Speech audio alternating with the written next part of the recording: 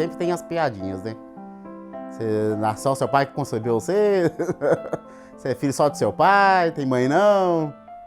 Aí sempre tem as piadinhas, né? Mas graças a Deus sou bem tranquilo, não levo para o outro lado, não. Pra mim não foi fácil crescer sem o nome da minha mãe no documento, porque sim, é uma sensação de você não ter mãe, né?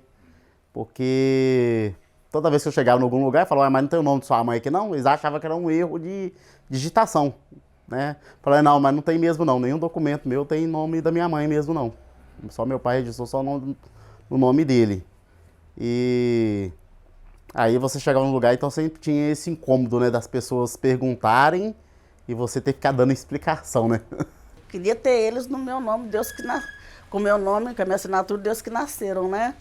Aí eu me sentia assim, até ocupada, sabe, por isso, porque também eu acho assim que eles tiveram assim alguns constrangimentos, né? Me apresentar a certidão. A minha filha mais nova vez falou, às vezes ia fazer alguma coisa, falava assim, já vi filho sem pai, mas sem mãe eu nunca vi, né? Então eu acho que isso é um constrangimento para eles, né? Então eu sonhava em ter eles no meu nome. Um sonho realizado. Depois de mais de 4 décadas, Reginaldo dos Santos passou a se chamar Reginaldo Pereira dos Santos e ganhou o nome da mãe na certidão de nascimento. Momentaneamente é estranho, porque você tem 41 anos com um nome. Então você é acostumado com aquele nome. Aí quando chega um nome diferente, você acha meio estranho. Será que sou eu? Mas é muito bom ter o nome da minha mãe, né? Ter o sobrenome dela, né? Poder assinar o sobrenome dela, né? Agora pode falar que é minha mãe, né? Agora tem comprovado, né? É muito significativo pra gente, né? Poder ter o nome da mãe da gente, né? Reconhecer o nome daquela pessoa que cuidou de nós, né? Deu a vida pela gente, né?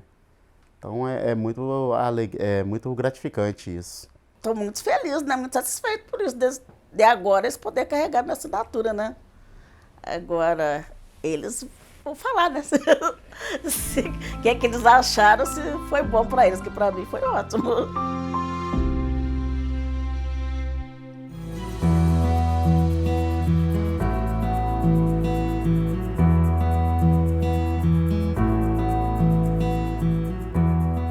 Aos 97 anos, Dona Carmelita deu um novo sentido para a vida, ao ter o reconhecimento do pai português na certidão de nascimento. Eu tinha receio, porque essa questão de maternidade tem muito charlatanismo.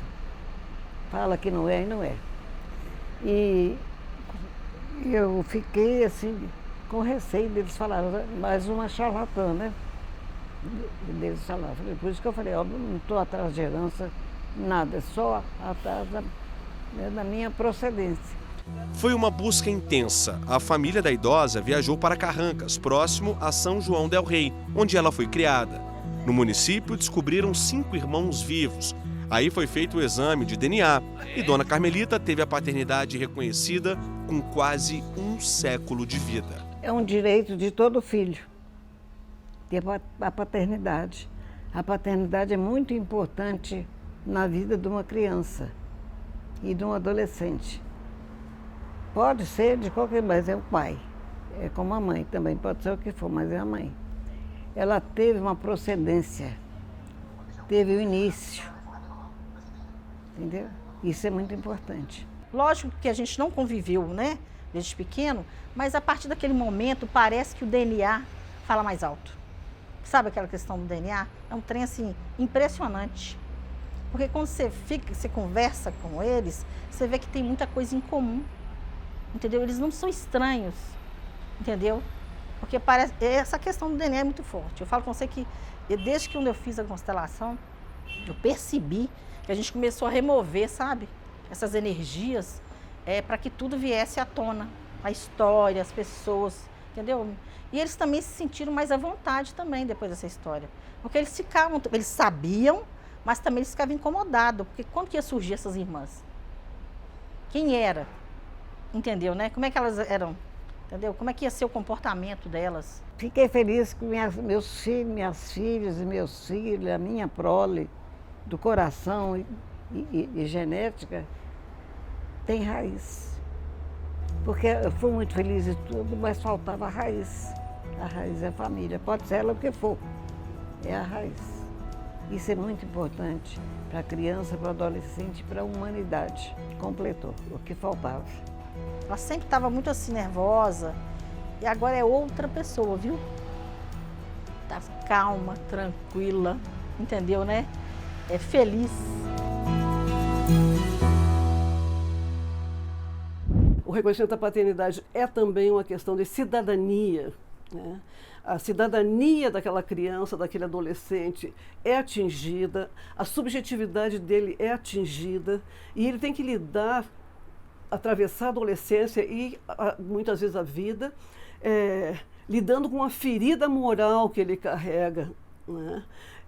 Que ele leva de uma rejeição original. Existem vários estudos que apontam que uma criança que tem ausência parental, ausência paterna, materna, ela tem 2 vezes mais chances de reprovação escolar, né? Existem dificuldades comportamentais, de encaixe. A gente pode fazer uma analogia com a questão do aterramento. Essa criança, ela perde a gravidade dela, né? E aí, na relação com o mundo externo, essa questão de limites e de expressão fica mais comprometida também. Ainda há no Brasil milhares de crianças sem o nome do pai.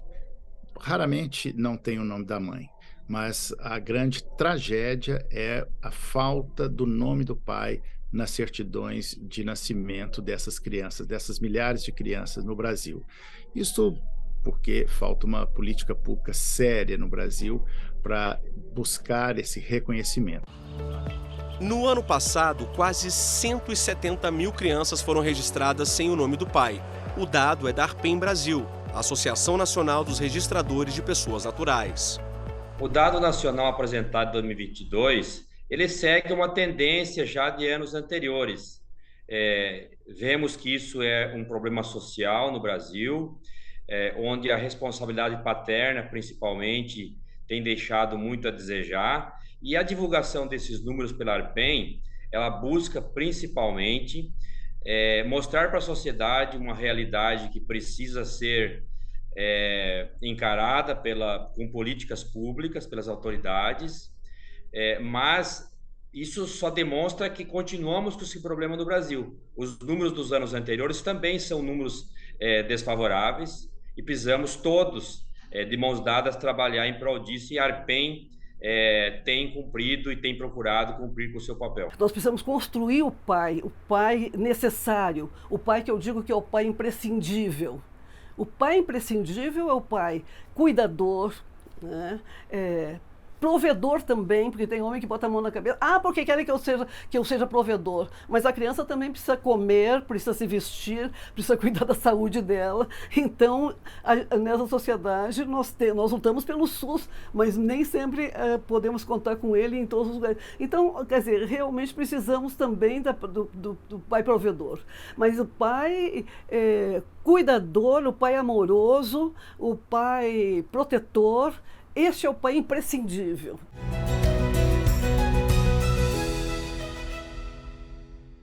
O primeiro documento que estabeleceu a obrigatoriedade do registro de nascimento foi o Decreto 9.886, de 1888, onde existia a possibilidade de omitir o nome do pai ou da mãe da certidão de nascimento em casos que pudessem resultar em escândalo. A gente tem uma informação que ela vem meio que dos nossos avós, né? Que é a questão do filho legítimo e do filho ilegítimo, que acontecia, que existia, que ele tinha efetivamente a paternidade biológica, mas para ele era vedado ele ter a legitimação paterna. Então, assim, durante muitos anos, até a nossa Constituição, basicamente de 88, nós tivemos muitas crianças frutos de relações extraconjugais que não podiam ter o direito à dignidade completa da pessoa por proibições sociais, por proibições até uma questão mesmo de evolução histórica, né? Se é que se pode chamar isso de evolução. A evolução se deu com a Constituição, quando se eliminou completamente a discriminação e a possibilidade de você diferenciar filhos tidos na constância do casamento ou fora dela. A Constituição Federal de 1988 fez uma grande revolução no direito de família, inclusive e principalmente na questão da filiação.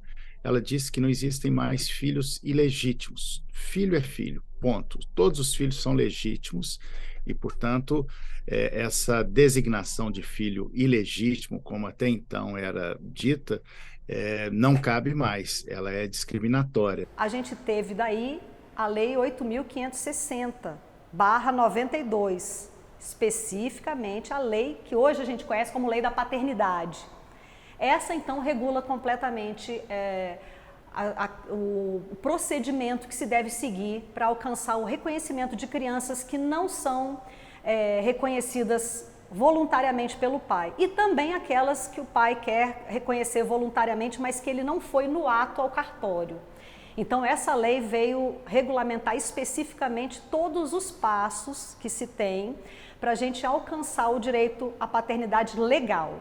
Né? Porque a biológica, ela existe desde sempre. Crianças que não têm o nome do pai ou da mãe, né? No caso, a maioria, não tem o nome do pai, elas perdem direito. Perdem direito porque quem é o pai? Tem que ter o registro, tem que ter a prova da paternidade. E prova-se a paternidade com o registro de nascimento. Portanto, essas crianças que não têm o nome do pai em sua certidão de nascimento, elas não poderão reivindicar pensão alimentícia, não poderão reivindicar herança. Todos os direitos dessas crianças nascem dessa prova da maternidade e paternidade.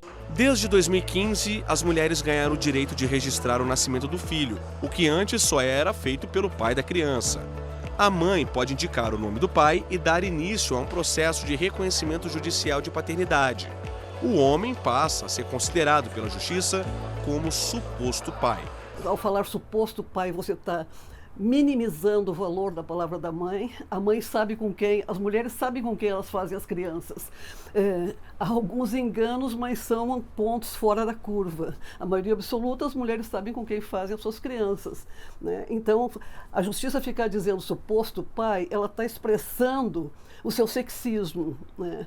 Já está dizendo que a palavra da mãe, da mulher, ao indicar quem é o pai do Pedrinho, deve ser colocada em questão. A mãe hoje, ela chega no cartório sem o pai, e aí o cartório automaticamente, na hora que ele registra a criança só em nome dela, ela já tem a possibilidade de abrir no cartório a solicitação de averiguação de paternidade.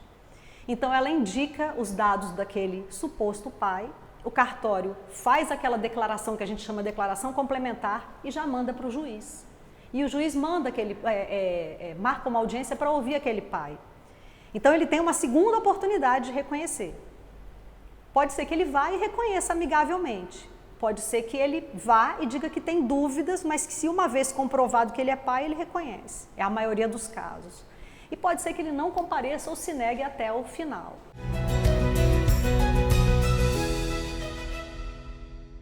Quando eu comecei a trabalhar na promotoria, o exame de DNA, ele era uma raridade, ele era caríssimo e ele estava sendo trazido dos Estados Unidos ainda. E somente 2 laboratórios no Brasil é que realizavam essa perícia com um custo muito alto.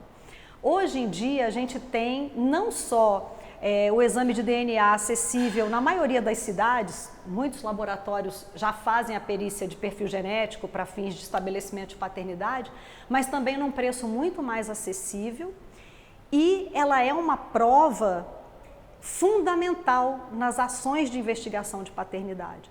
Então, quando existe aquela negativa infundada e aquela resistência do pai e que é necessária uma ação de investigação de paternidade para esclarecer e provar aquele vínculo genético, o exame de DNA é uma prova definitiva. É praticamente impossível dar errado. Então, não tem que se ficar discutindo detalhes e a moralidade da mãe. Em geral, se faz isso. Independente da moralidade da mãe, aquela criança, a ciência vai dizer que geneticamente é filho de tal pessoa. Você faz um DNA hoje e você tem um resultado daqui a 10 dias úteis. E aí, aquilo ali põe fim aquelas alegações de que eu não sei se é meu. E a grande maioria das negativas de reconhecimento de paternidade, ela não é por causa de pensão, ela não é por causa de dinheiro, de herança, ela é por causa de dúvidas em relação a vínculo genético. Uma vez esclarecido, não existe mais porquê não se fazer o reconhecimento voluntário. E aí esse reconhecimento é feito. Não são só as mulheres que podem ter filhos não desejados. Então nós temos todos que trabalhar para reduzir o número de crianças não desejadas nascendo.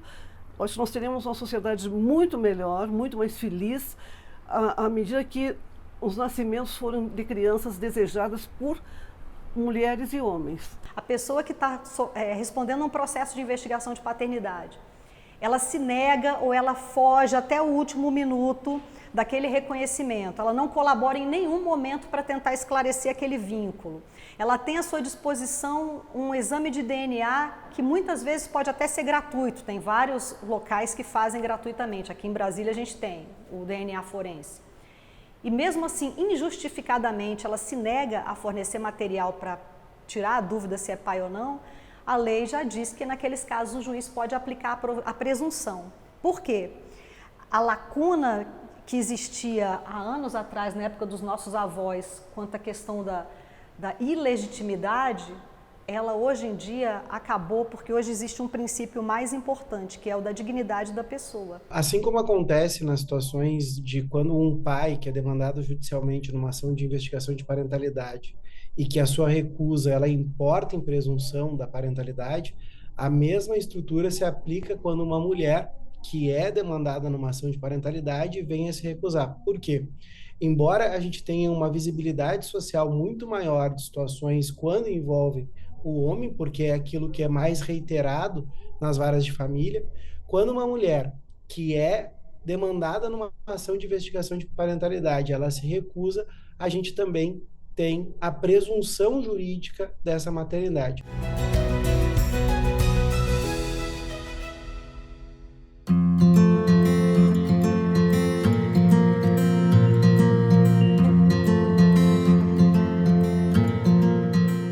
Ana Paula, a gente se conheceu em 2007, né?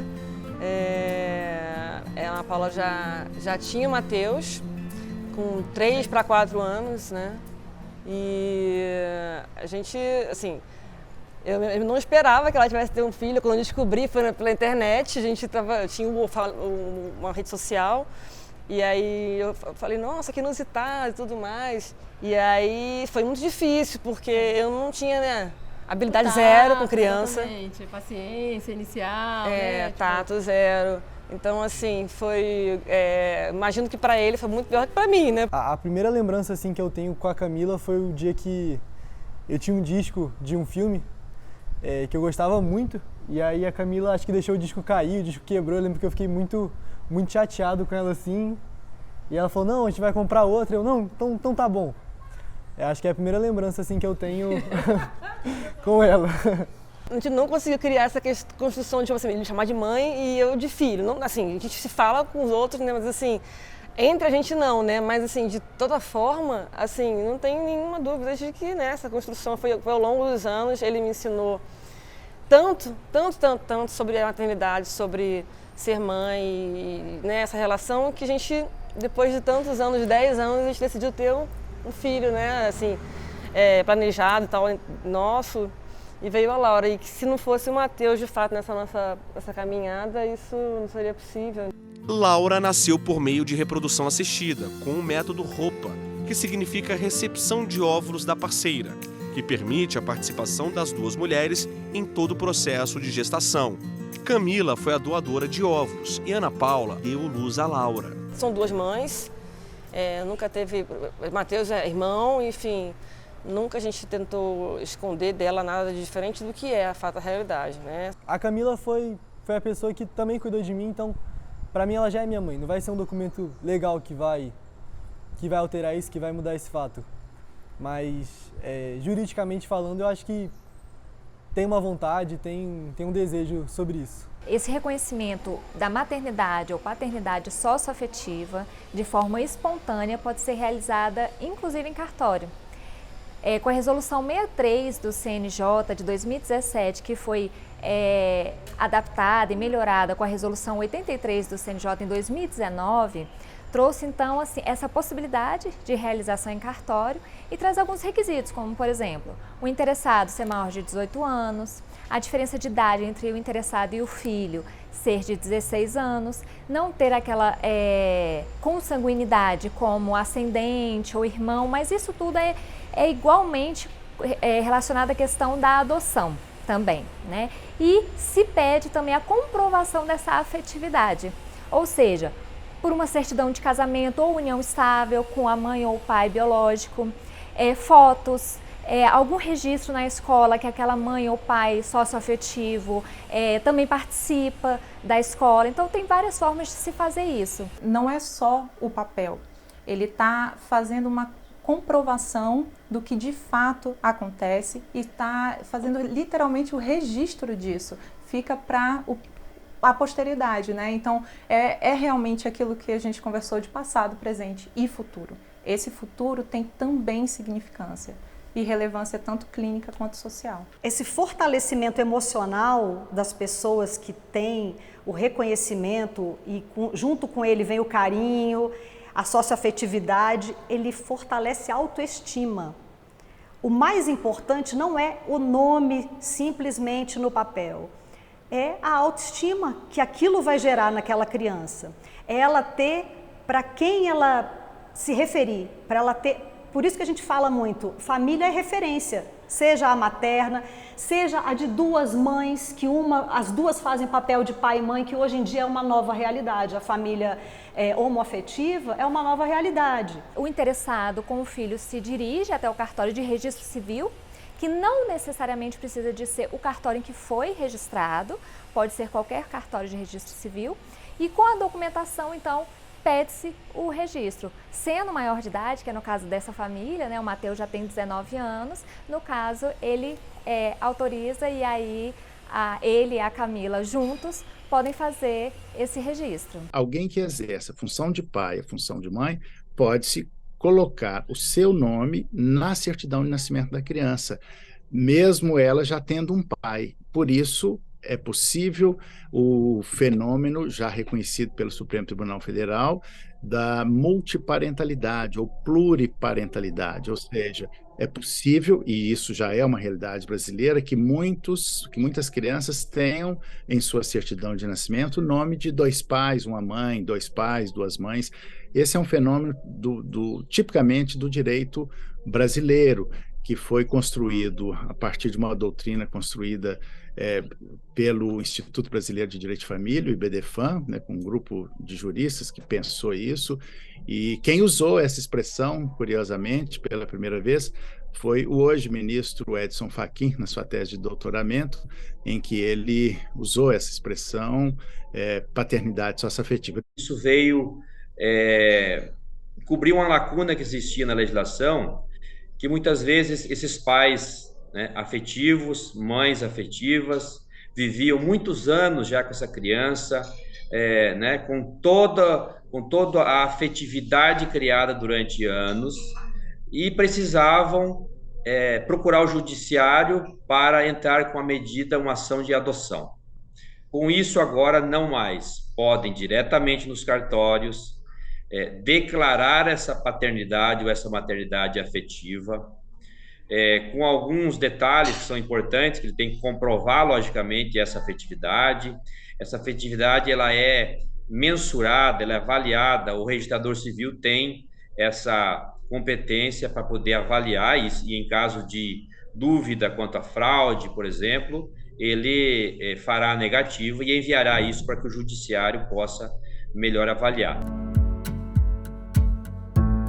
A vontade do Matheus querer ter esse reconhecimento legal, né? Hoje o Matheus tem 19 anos, ele fala, eu quero, assim, pra gente é a certeza que de fato também ele reconhece a Camila como mãe, né? Que essa relação, que esse laço foi criado. Mas é óbvio que aquece o coração, né? É isso, é uma formalização, né? Porque, de fato, a parte afetiva eu já imaginava que estava acolhida já, mas surgir dele, a vontade também é uma coisa que aquece o coração.